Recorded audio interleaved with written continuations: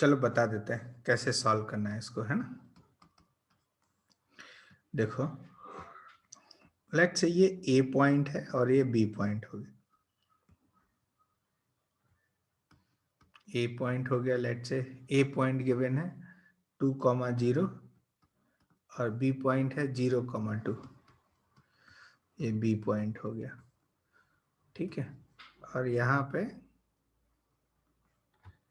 ये ऐसा,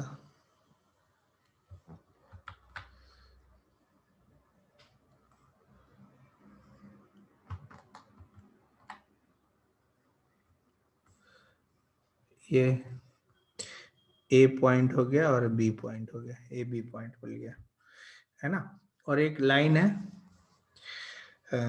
एक लाइन है, लेट्स से वो लाइन ये हो गई, इसका नाम है 2x + 3y + 1 = 0।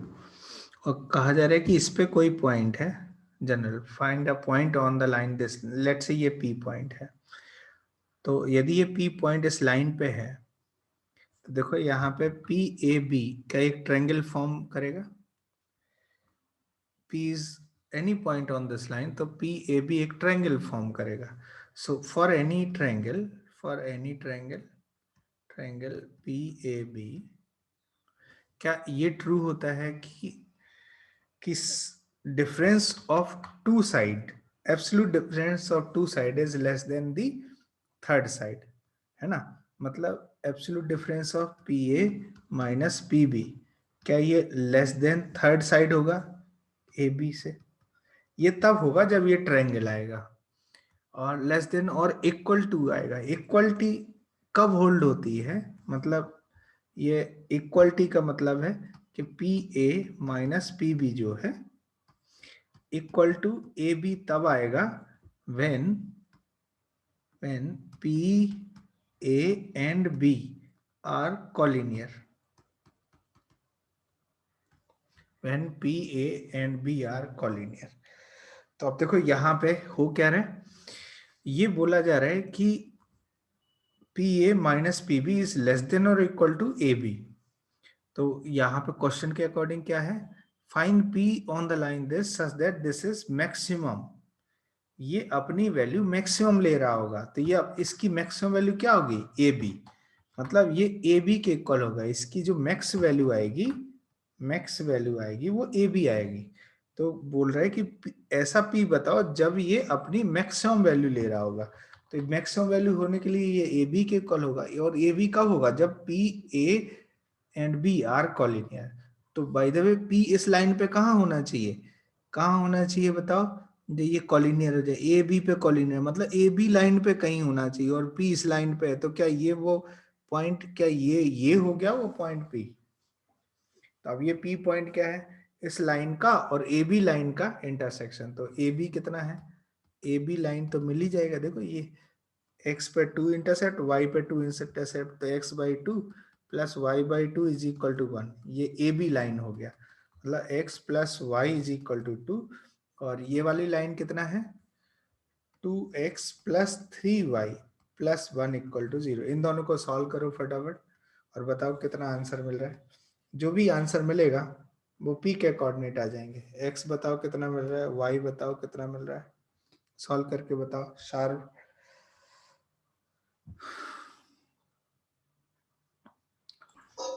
हाँ सर। 7, -5 है ना। ये 7 आ गया और ये -5, 7 पुट कर देंगे। हाँ ठीक है, वेरी गुड। तो p का कोऑर्डिनेट मिल गया 7, -5, यही आंसर आएगा। क्या इतनी बात समझ आई? राइट डाउन, नेक्स्ट हेडिंग लिखो लोकस। राइट डाउन, हेडिंग लिखो लोकस।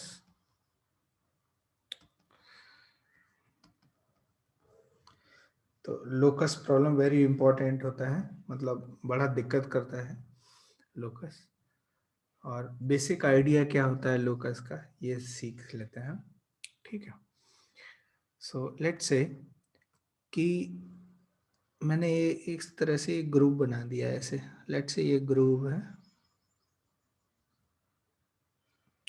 ठीक। ये ग्रुप है और यहाँ पे एक बॉल बेयरिंग पुटअप कर दी है यहाँ पे, ठीक है। ये स्फीयर या स्फीयर छोटा सा फिट कर दिया। तो अब यदि मैं इसको यहाँ पे रोल करूंगा तो ये इसका सेंटर क्या इस तरह से जाएगा, इसी में से रोल होगा, इस तरह से रोल होगा। तो इसका जो सेंटर जो मूव कर रहा है, ये पॉइंट मिलके ये जो मूवमेंट है इसको हम इस सेंटर का लोकस कहेंगे। और ये जो बाउंड्री है इसको बोलेंगे कॉन्स्ट्रेंट्स, कॉन्स्ट्रेंट्स या ज्योमेट्रिकल कंडीशंस बोल सकते हैं कि ये कांस्टेंट है, इसके अकॉर्डिंग ये पॉइंट, इसका जो सर्कल का सेंटर है ये मूव कर रहा है। तो इस सेंटर का लोकस चाहिए, तो जहां जहां से ये सेंटर मूव करेगा वो लोकस हो जाएगा, मतलब जो पाथ ट्रेस करेगा वही लोकस का काम करेगा। जैसे एक सिंपल सा केस है कि एक सर्कल है जिसका फिक्स पॉइंट सेंटर, लेट से मैं इस सेंटर को बना देता हूं a, b। तो एक पॉइंट P है जिसका हमें लोकस चाहिए, और कंडीशन ये है कि ये जो P पॉइंट है इस C से R डिस्टेंस पे फिक्स यूनिट पे है। तो R का मूवमेंट कैसा होगा, R का मतलब P का मूवमेंट कैसा होगा, तो P क्या कहेगा भाई, C से R डिस्टेंस पे जितने भी पॉइंट है वहां वहां मैं सब मूव कर सकता हूं। तो P का मूवमेंट ये कुछ इस तरह से आता है। तो P का जो मूवमेंट, ये पॉइंट्स है, इन सब पॉइंट्स को मिला के जो भी कर्व बनता है, जो भी कर्व बनेगा इसको बोलेंगे locus of P, locus of point P, point P with respect to certain condition. Certain condition मतलब कि जो भी कांस्टेंट गिवन है वो कांस्टेंट अप्लाई करना है। जैसे यहाँ पे ये a, b थे तो फिक्स पॉइंट है, सेंटर है, और ये P पॉइंट की खासियत क्या है कि इस सेंटर से फिक्स डिस्टेंस पे है। तो फिक्स डिस्टेंस पे जो भी लोकस बनेगा वो इस P पॉइंट का लोकस होता है। बाय द वे इसको बोलेंगे सर्कल, ये सर्कल होता है। ठीक है, अब क्वेश्चन ये है कि लोकस निकाला कैसे जाता है। लोकस निकालने के लिए क्या करना पड़ता है, तो हम क्या करते हैं कि कोई भी जनरल एक स्टैटिक पॉइंट ले लेते हैं पी एच कॉमा के। हमने पहला क्या लिया कि पी एच कॉमा के एक स्टैटिक पॉइंट ले लिया, first taken static point,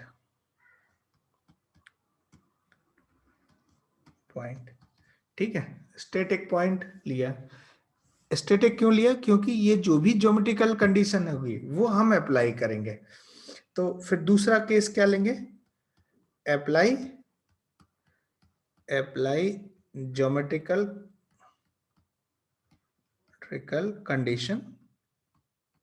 conditions and generate a relation between h, k and constant। किसमें कंडीशन अप्लाई करने हैं, एच के में, और कांस्टेंट के बीच में कंडीशन अप्लाई करना। जैसे इसमें देखो यहाँ पे एच के और ये देखो P C equal to R ये गिवन है, तो P C equal to R condition apply कर देते हैं, P C equal to R, या मतलब P C square is equal to R square. तो पी सी स्क्वायर क्या हो गया, distance between P and C, तो एच माइनस ए का होल स्क्वायर, तो ये क्या हो गया h माइनस ए का whole square plus k minus B का whole square is equal to R square. हमने ये ज्योमेट्रिकल कंडीशन अप्लाई कर दी। अब तीसरा है, तीसरा देखो, ये जो स्टैटिक पॉइंट था इसको मूव कराना है, मूव कराना मतलब इसको डायनेमिक करना है। डायनेमिक करने के लिए क्या करते हैं, देखो ये डायनेमिक क्यों कर रहे हैं, क्योंकि ये जो भी लोकस आएगा वो 2D प्लेन या 3D प्लेन में होगा, 3D स्पेस में होगा, 2D प्लेन या 3D स्पेस। तो by the way straight line तो 2D फिगर है, तो हम 2D में ही देखते हैं इसको, 2D 2 डायमेंशनल केस में देखते हैं। तो यहाँ पे ये x आ गया, ये y, हमने XY प्लेन में इसको प्लॉट किया। तो यदि हमें इस पॉइंट P को स्टैटिक की जगह डायनेमिक करना है, तो हम क्या करते हैं, एच को रिप्लेस कर देते हैं एक्स से और के को रिप्लेस कर देते हैं वाई से, ताकि इस एक्स वाई प्लेन में जितने भी इस तरह की पॉइंट की कंडीशन को फॉलो करते होंगे वो सारे पॉइंट इसमें कंसिडर कर जाएंगे। तो एच को एक्स और के को वाई पुट करने का तरीका क्या है और क्यों करते हैं, वो इसलिए ताकि इस स्टैटिक पॉइंट को हम डायनेमिक बना दें। मतलब डायनेमिक मतलब इस एक्स वाई प्लेन में जितने भी ऐसे पॉइंट हैं पी की तरह वो सब एक साथ कंसिडर कर ली जाए और वो सारे पॉइंट मिलके ही क्या बनाते हैं, लोकस बनाते हैं। तो अब यहाँ पे h को क्या, x माइनस ए का होल स्क्वायर प्लस के को y माइनस बी का whole square is equal to R square and this is the locus of point P। क्या इतनी बात समझ आई? क्या ये बात समझा कि लोकस कैसे निकालते हैं? एक बार फिर से देखो, लोकस निकालने का तरीका क्या है, लोकस की प्रॉब्लम कैसे डील करते हैं ये देख लेते हैं। कि सबसे पहले जिस पॉइंट का लोकस चाहिए उसको हम पी एच कॉमा के एज्यूम करेंगे, ठीक है। फिर देखेंगे क्या क्या ज्योमेट्रिकल कंडीशंस हैं उनको अप्लाई करेंगे, अप्लाई ज्योमेट्रिकल कंडीशन, और साथ ही साथ उन ज्योमेट्रिकल कंडीशन अप्लाई करने के बाद हमें एक रिलेशन चाहिए एच के और कांस्टेंट के बीच में, एच के और कांस्टेंट के बीच में। जैसे यहाँ पे हमने रिलेशन जनरेट कर लिया था, देखो एच के और कांस्टेंट, ए बी आर ये सब कांस्टेंट है और एच और के इनके बीच में एक रिलेशन जनरेट कर लिया। और फिर क्या करते हैं, एच को एक्स, वो स्टैटिक पॉइंट को डायनेमिक बनाने के लिए एच को एक्स और के को वाई पुट करते हैं, तो ये जो भी इक्वेशन आती है उसी को बोलते हैं locus of point P. I hope कि ये तुम्हें समझ में आया होगा कि लोकस क्या है। नोट डाउन दिस, नोट करो फटाफट। Solve a question based on this, question लिखो।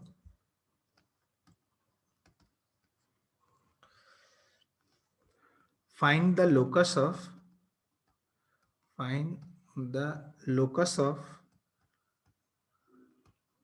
a point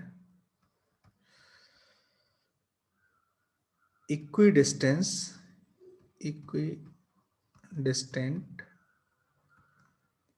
from a minus 2 comma 3 and b 1 comma 2।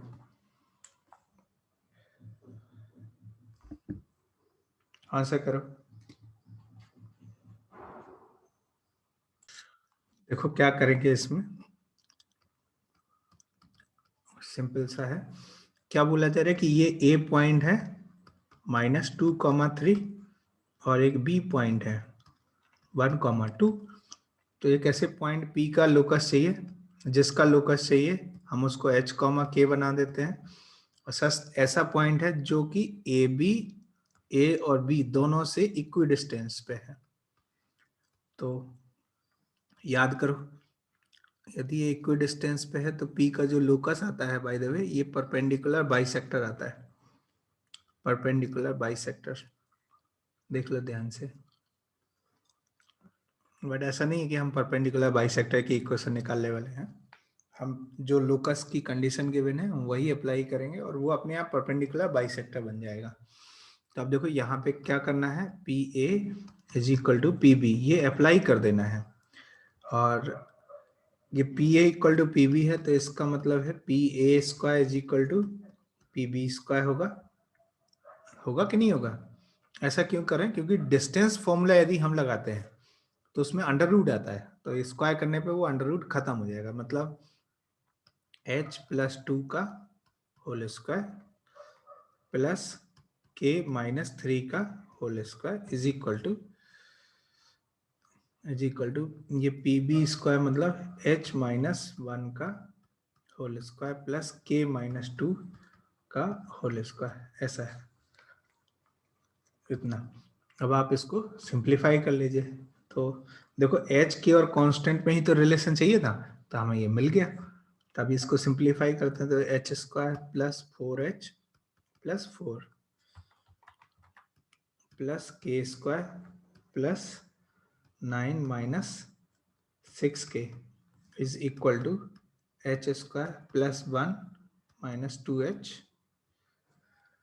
Plus K square minus 4k plus 4, K square minus 4k plus 4। अभी यहाँ पे H square cut हो गया, के square cut हो गया, और यहाँ पे इन सबको इधर ले आते हैं तो सबको एक साइड ले आते हैं। 4h प्लस 2h 6h, और यहाँ पे माइनस 2k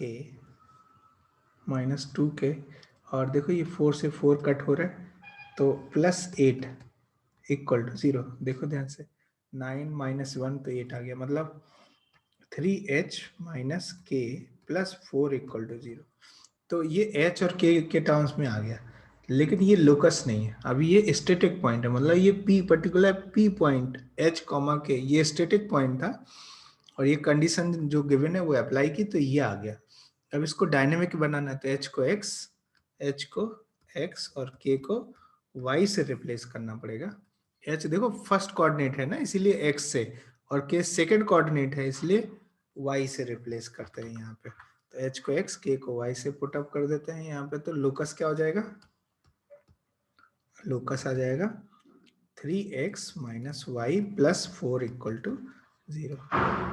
देखो ये परपेंडिकुलर बाइसेक्टर होता है, तो चेक करना है तो आप चेक कर सकते हो कि ये यही है। तो देखो ए बी का मिड पॉइंट एम क्या, एम कितना होगा देखो, -1/2 कॉमा 5/2। चेक दिस आउट, क्या ये इससे पास कर रहा है? देखो -3 और -5 तो -8/2 -4 प्लस 4 0 कर रहा है कि नहीं कर रहा है? तो ये परपेंडिकुलर बाइसेक्टर की क्वेश्चन है। राइट, और नेक्स्ट क्वेश्चन लिखो, right down another question. Question लिखो, the sum of the square of the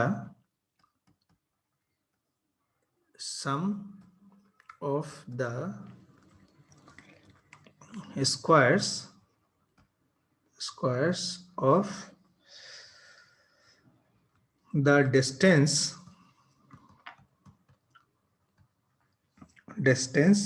distances of a moving point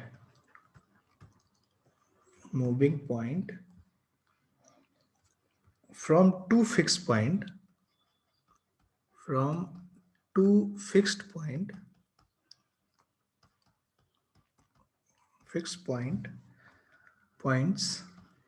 a comma 0 and minus a comma 0 is equal to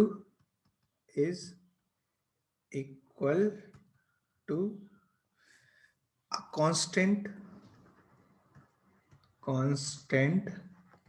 quantity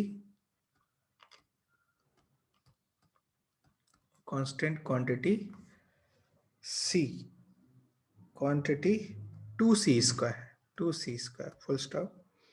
Find the equation of its locus. Find the equation of its locus. Answer करो इसको, answer आया बच्चा? चलो match करो, answer match करना कैसे करना है, ठीक है। The sum of square moving point to fix point, let's say इस बार फिक्स पॉइंट है ये a, 0 और दूसरा पॉइंट गिवन है -a, 0, ठीक है। और एक जिसका लोकस चाहिए, लेट्स से p वो पॉइंट है h, k, और ये a बना देते हैं, ये b बना देते हैं। तो इस बार करना क्या है, क्या गिवन है, ज्योमेट्रिकल कंडीशन क्या गिवन है कि pa square plus pb square is equal to constant 2c square, यही गिवन है। देखो geometrical condition, sum of the square of the distance of a moving point from two fixed point this and this is equal to constant 2c, find the equation of Lucas। तो ये condition given है, ये है geometrical condition. तो अब यहाँ पे pa कितना आ जाएगा, ये h माइनस a का whole square plus k square, ये pa स्क्वायर हो गया, प्लस pb स्क्वायर कितना हो जाएगा, इसमें से ये h प्लस a का whole square plus K square is equal to 2c² हो गया, 2c²। तो अब यहाँ पे ये h² plus a² minus 2ah हो गया plus k² plus h² plus a² plus 2ah plus k² is equal to 2c² ऐसा आ गया। तो अब यहाँ पे देखो ध्यान से 2h² प्लस 2k² आ जाएगा, है ना। और ये देखो 2ah ये तो कट हो गया, h² plus k 2k² plus 2a² plus 2a² is equal to 2c² है। कुछ और मिल रहा है क्या? नहीं, ये बहुत 2 आ रहा है। तो h² plus k² is equal to c² minus a² ऐसे लिख सकते हैं। तो जो लोकस आएगा तो h को x और k को y, तो this is x² plus y² is equal to c² minus a²। क्या यही लोकस आया? This is the locus.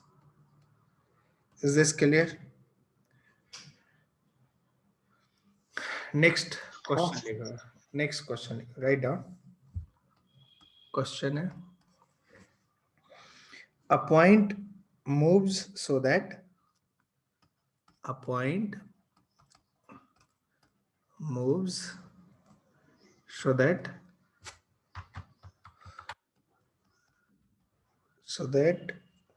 its distance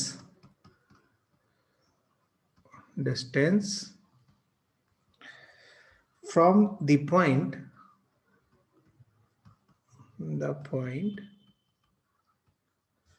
-1, 0 is always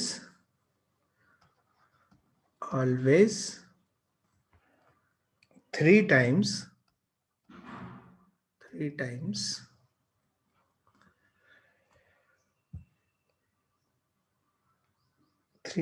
its distance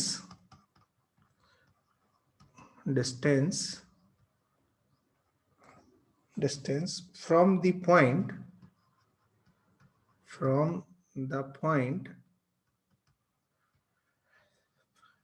0, 2। Answer करो, आंसर इट।